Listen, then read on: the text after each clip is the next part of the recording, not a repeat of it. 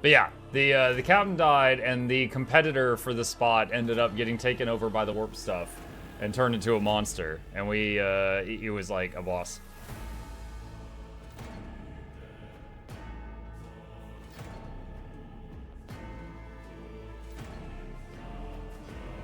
Quick game. Yeah, the end. Good game. Abelard. Deep shadows of wariness can be seen on Abelard's face. Through the old officer's eyes are keen. They rake over you from head to toe. He frowns, mutters something, then nods to himself. Well then, your lordship? You cannot help but notice that the seneschal does not know how to talk to you or where to begin. His hesitation brings an involuntary smirk to your face, as though someone else entirely is gloating at the old officer's confusion. Seeing your smile, Abelard pulls himself together. You must now hold your first officer's briefing in your new role as Lord Captain. For many of those who are about to join us on the bridge, this will also be their brief meeting. We sustained massive losses among the senior and middle-ranking officers. Some posts have had to be filled by the deputy's deputy's deputy, while others go unfilled entirely, and now the deck clans are deciding who will take over the leaderless crews.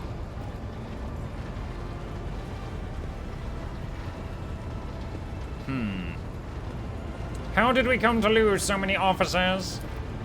It appears that heretics were deliberately targeting the vessel's command. They knew exactly whom they were looking for and where they could be found, which is unsurprising given that their informant on board was our own Master of Whispers. He grimaces. What is on the agenda for the meeting? Reports on the condition of the ship and crew. The Lord Captain is not usually drawn away from her important affairs to attend such routine briefings, but this isn't a unique situation. I'm still receiving updates from across the ship, and they are not encouraging. Getting this bird to fly could take a gargantuan effort, even so far as you personally negotiating with the authorities of the system we are currently in. So prepare to hear a bevy of complaints and excuses, your lordship.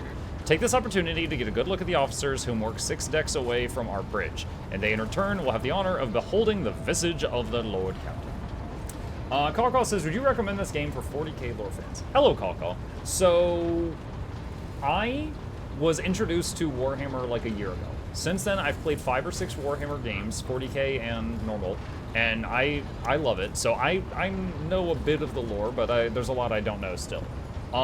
If you like classic RPGs, such as Pathfinder Kingmaker and Pathfinder Wrath of the Righteous, Divinity Original Sin, things like that, I'm loving this so far.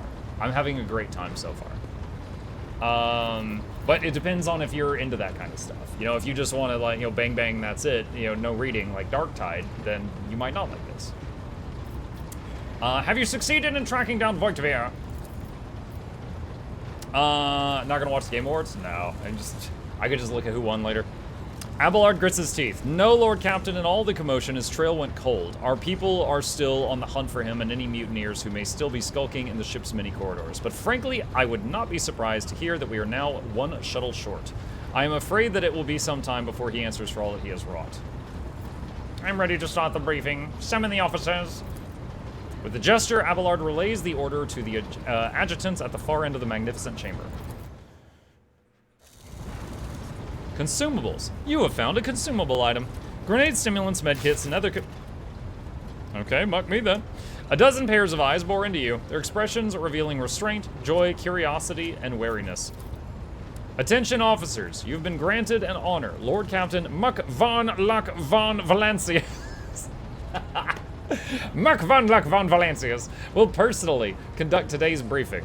Our most gracious Lord Captain is ready to hear your reports.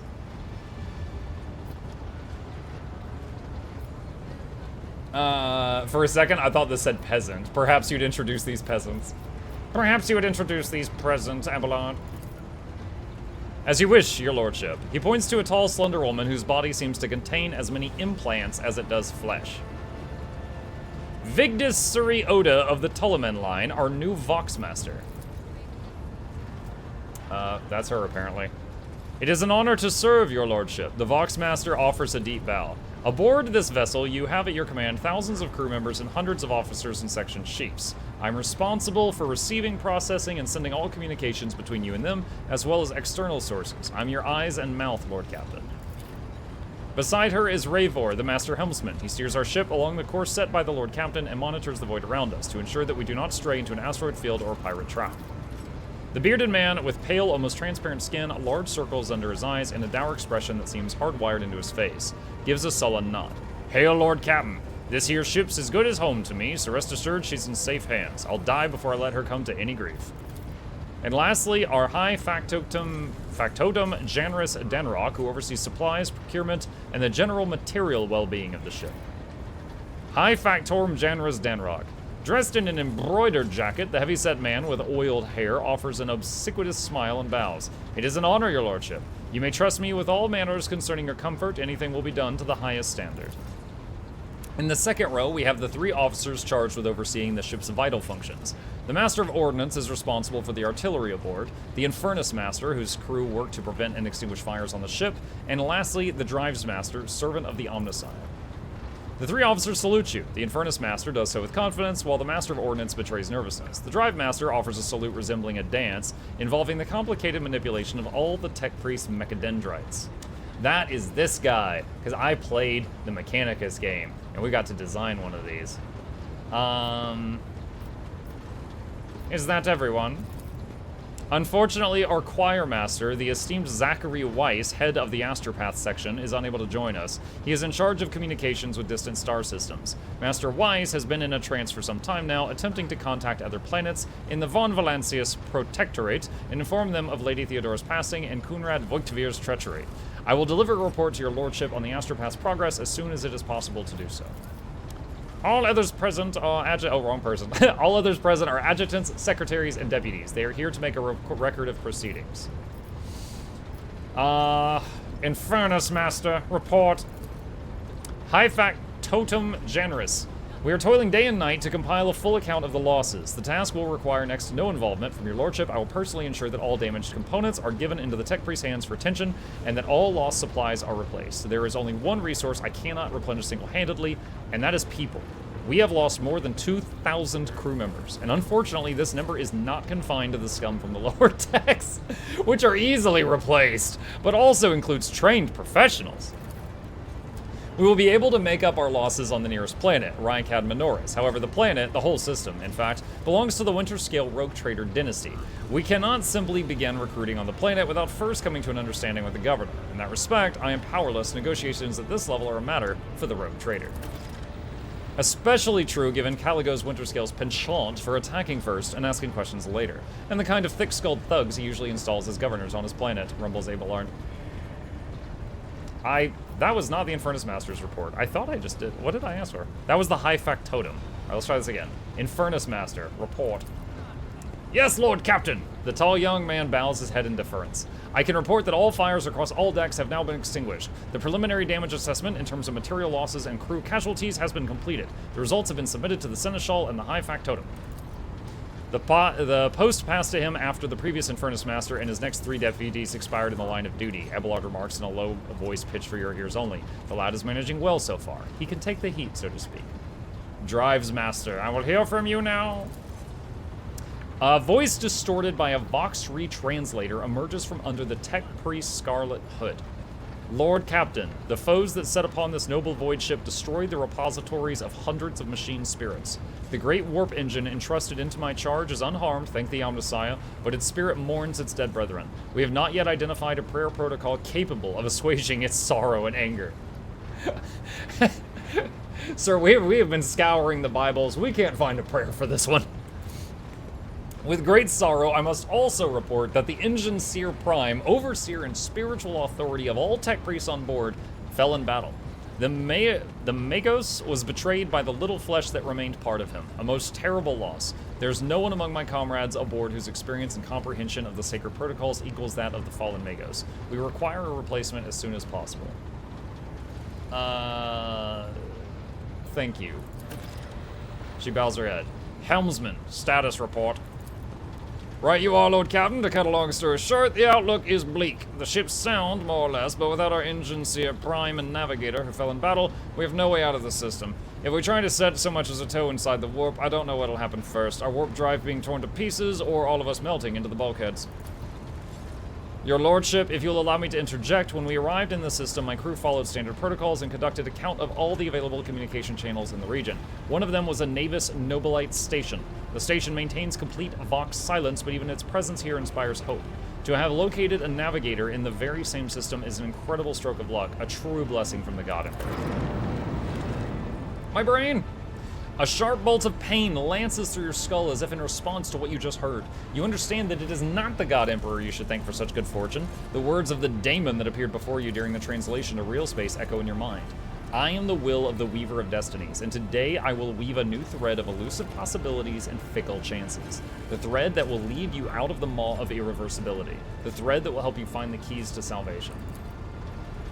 Raver, if I were you, I'd grab this chance with both hands, or else you'll soon be eyeing up asteroids to use as your new residence. In slightly less shitty news, we can go around and round this system till our heads are swimming, as long as the promethium and supplies last. And if any thick-as-grox shite lowlives come sniffing around, we'll be able to take them out, so don't you worry on that score. Master of Ordnance, do you have anything to report? Ashar, the Master of Ordnance, gives you a gloomy look. No. My job's simple. Maintain the arsenal and fire where I'm told. But just ask anyone. We've got no able crew. No, Lord Captain. Master of Ordnance, you forget yourself! The Master of Ordnance chokes back the words he was obviously about to blurt out without thinking. He casts another look at you before lowering his gaze. I apologize profusely, Lord Captain. Pardon the fool. The ship is in ruins. Every other officer is dead, and the Lord Captain is no longer with us. Fear has taken hold of me. He looks up at you. But I've heard of you. Oh yes, your fame has reached even as far as the Expanse. I can't be showing myself up in front of an illustrious person such as yourself. He adjusts his uniform and stands ramrod straight. The Master of Ordnance can report that the rest of the arsenal has been saved and the battery is in good order. We are ready to fight if that is the Lord Captain's will. Okay. To summarize, we've sustained serious losses in crew members and we require a new engine seer prime and navigator. Is that all that is preventing us from continuing the voyage? Precisely, Lord Captain, but bear in mind that this will not be the end of our trials. The ship's systems must be properly inspected for major damage, which can only be carried out at a Footfall Station, home to the only dockyard in the sector. But we will never reach Footfall without first solving these 3 immediate problems. What can you tell me about the system in which we currently find ourselves? I see to Vox Master on this point, Mistress Tolleman. We are in the Rycat star system, and our voyage here was undertaken on the orders of your lordship's predecessor. There are 3 inhabited bodies in this system, and our attempts to send Vox messages have produced confounding results. The Navis Nobilite station has not simply failed to answer, it seems to be maintaining total Vox silence. However, we did not receive a distress signal from the prison planetoid in the system, and Rycat Minoris itself is also not responding to our hails. But what is most alarming is that our augurs have intercepted signals from the surface that seem to indicate ongoing hostilities on the planet. Sabo. Hi, Ares. The situation is not very encouraging, but without a navigator, a tech priest, and new crew members, we won't be able to travel anywhere. Therefore, we must go to the planet and the Navis Nobilite station and find out what in the void is going on. Thank you for the reports. Dismissed. The assembled officers salute you as one.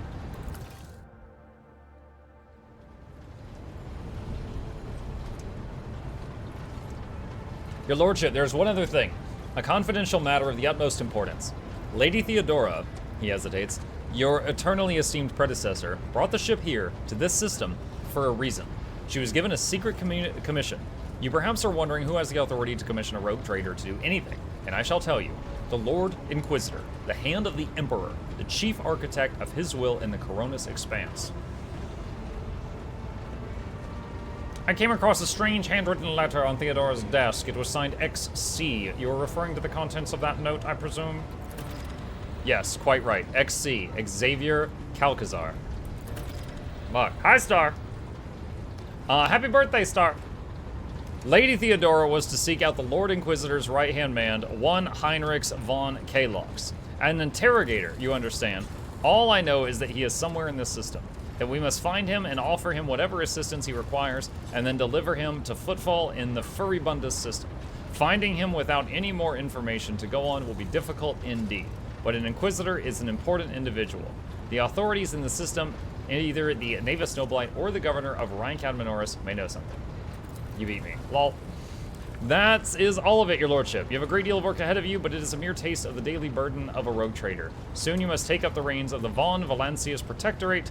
Abelard gives you another scrutinizing look as if trying to gauge how long you will hold out under this mountain of problems. His face softens slightly, and it seems he's about to offer some words of encouragement. Consumables. You can drag items down the consumables slot. Yeah, okay.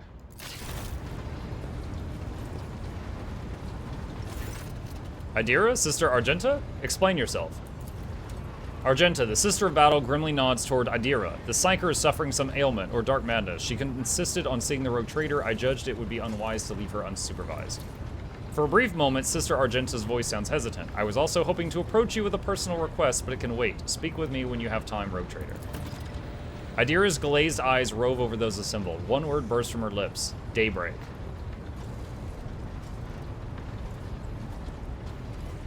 Idira, come to your senses. Damn it! Idira presses her fingers to her temples in desperation. Yep, your lordship. Here's the thing. I was trying to see the immediate future, and it hit me so hard. My head is still spinning. Something very strange is heading our way, and I can't make out what it is, no matter how hard I try. A single word is all I can make out. Daybreak. Or maybe it's dawn, and it's ringing and ringing like an echo, like a bell.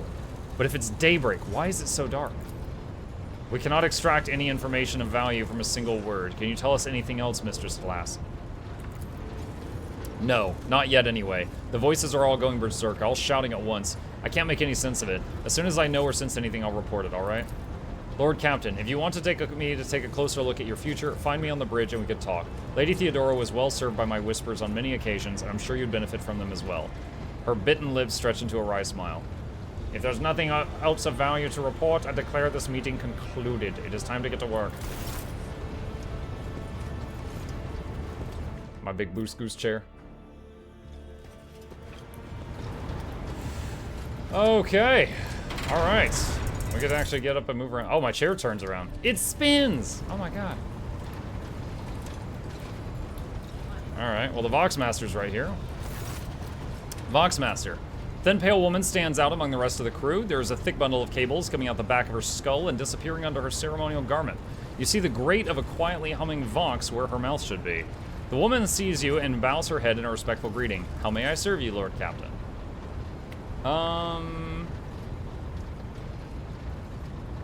Fellowship 40. Connect me to the vessel's main channel. I wish to bolster the morale of my crew. Fellowship test succeeded. The Voxmaster nods obediently and presses several switches on the device she is holding. It is done, Lord Captain. Gained 44 experience. You address the crew with a rousing speech and hear your voice roll through the ship, reaching even the normally quiet corners of the vessel. When the broadcast ends, you hear distant shouts of approval. That will be all. I live to serve, Lord Captain. Okay. I am very impressive. Argenta wanted to talk. Sister Argenta. Oh. Sorry, Sister Argenta looks tired. There are dark circles under her eyes. Her hair is somewhat disheveled, and she moves like she's a little on edge. Yeah, but she's so cute, though. You said you had a personal request for me? I indeed have a request, Rogue Trader. Oh, I thought she was going to voice it. Ugh. The accursed servants of chaos who assaulted this ship took the lives of your loyal crew members, and they orphaned many children, including the progeny of the brave officers who defended their post until the bitter end. I don't know what customary practices there are for cases like this in Von Valancia's territory, but in the world I'm familiar with, the children of such brave souls could expect to receive some special consideration. Perhaps the rogue trader could meet with the orphans.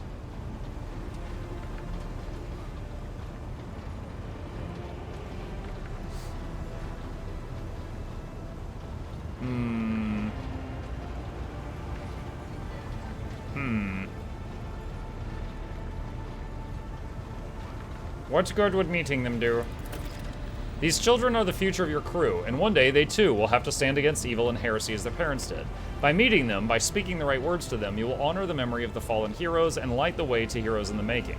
They will always remember the day they met the rogue trader. Besides, it will bolster the orphans' spirits, help them recover from their loss, which can be hard for someone so young.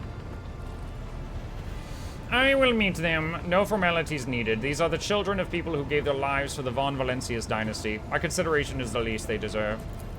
I will pass on your instructions. Thank you for taking my request to heart. Oh. It's actually going to do it? I thought it was just going to be a dialogue thing. Orphan farm? Oh, God.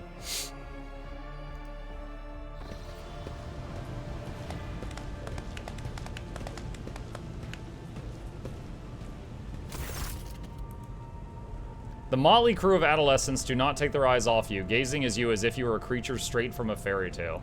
Oh man, I should have worn my good coat. Our indefatigable sister has been keeping an eye on these pups. Adelbard glances at the gathered children. It is hardly the Scala Progenium in here, but we have provided the orphans on our ship with adequate care and instruction. Argenta is standing to the side of the group. At your approach, she perks up and announces, her voice ringing. Brave ones, the master of this ship has appeared before you, the one who guides it through the darkness of the universe by the Emperor's will. Greet your Lord Captain, the rogue trader of House von Valencius.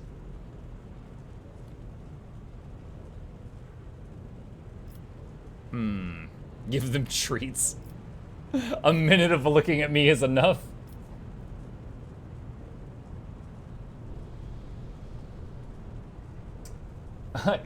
Let's go all out. Grandly address the group. I, the rogue trader and Lord Captain of this ship, speak to you now. Your parents gave their lives for a just cause and brought honor to the Von Valencius banners and those of the Imperium. I am proud of them, and I believe that you will become worthy heirs. The teenagers hang on your every word with bated breath. Only a few at the far end of the row seem sullen and not particularly impressed by your speech. One of the scowling visitors with a thin scar across his face tossed his head back and says bitterly, "So what? Why should we care? Our friends and parents died in their dozens for you noble lot, and you just give us speeches." Argenta quickly turns to the boy. A flurry of emotions flashes in her dark eyes, like she wants to both calm him and scold him.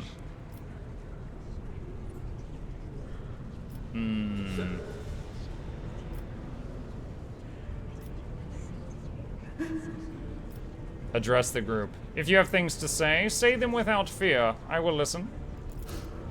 The boy smiles grimly. It doesn't matter what we say. It won't bring our parents back, and it won't change our fates either. We'll keep slaving away on this ship until we drop dead and die like our folks or worse.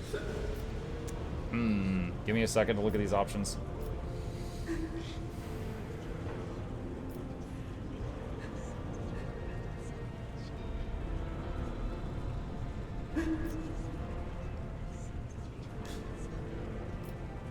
Punish him.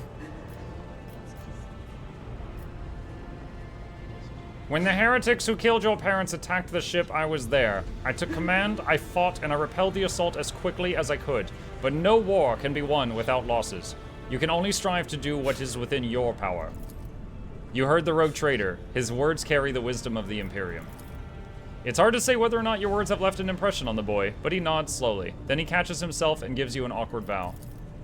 Abelard gives a sign, and servants immediately emerge carrying packaged treats with Von Valencius emblazoned on the wrappers. Yeah, dear children, have a Snickers. You're not yourself when you're hungry, and also your parents are dead. It appears that the Seneschal came prepared for any contingency.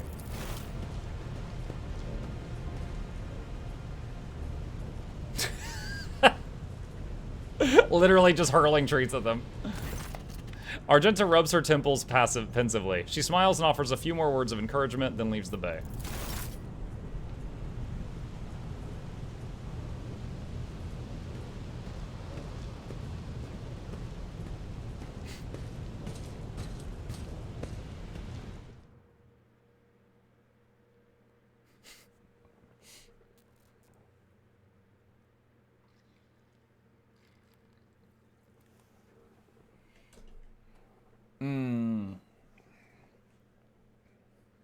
This game is half book. There is a lot. It's a classic RPG. It does have a high percentage of book. I love it though. It's good. The character customization has been on point so far.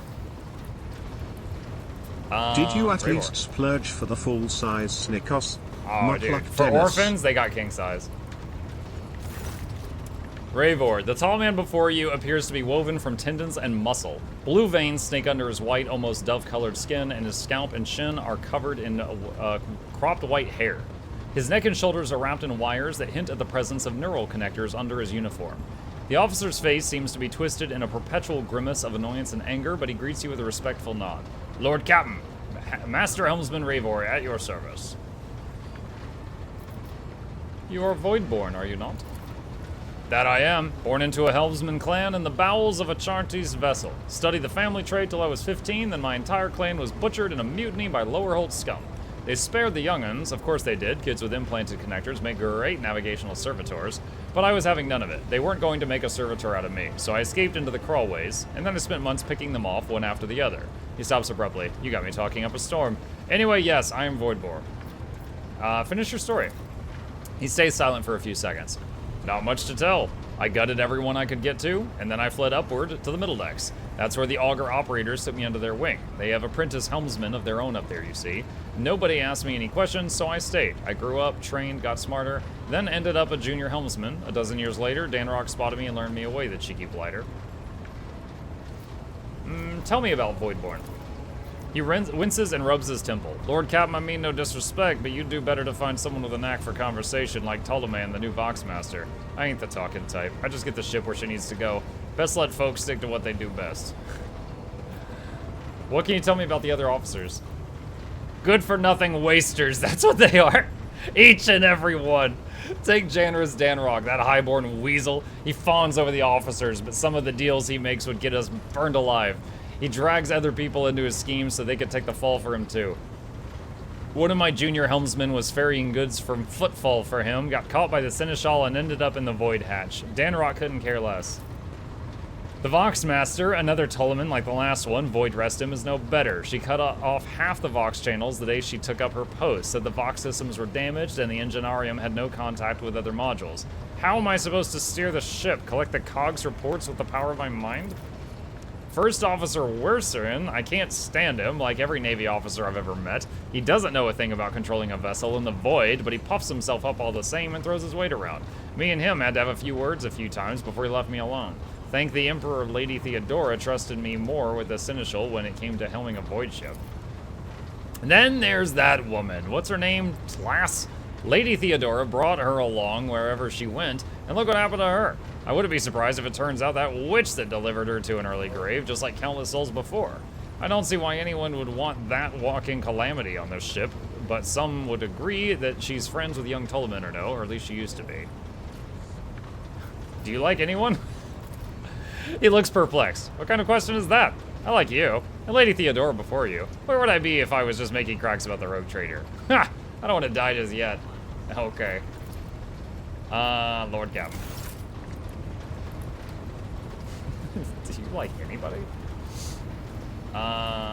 Abelard. Lord Captain.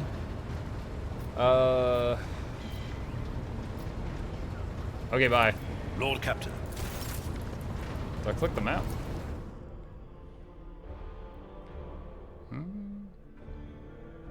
Is this game like XCOM?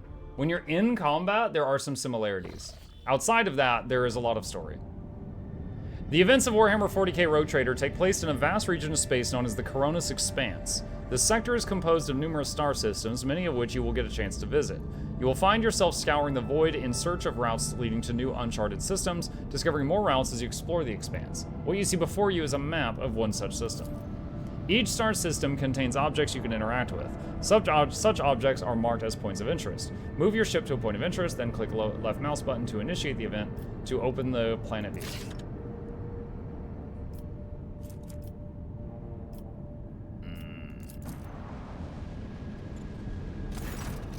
Lord Captain reporting. The heralds of the Navis Nobilite continue to maintain Vox silence, perhaps due to Urak 5 being off limits to visitors. We intercepted signals from the beacons drifting in the station's orbit. The demands are clear. We are told to turn the ship around immediately. We have also detected an accumulation of space debris near the station's docks. Presumably, it is the remains of interplanetary shuttles. Perhaps the esteemed Navis Nobilite house requires aid and therefore cannot respond to our Vox transmission.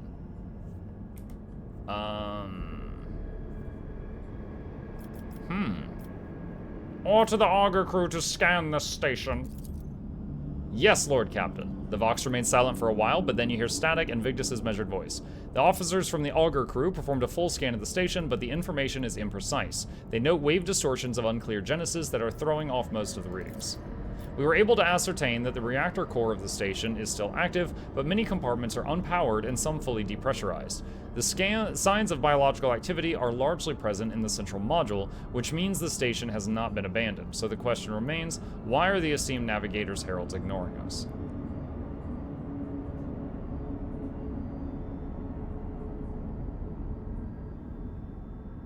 Contact the station again. I will negotiate personally.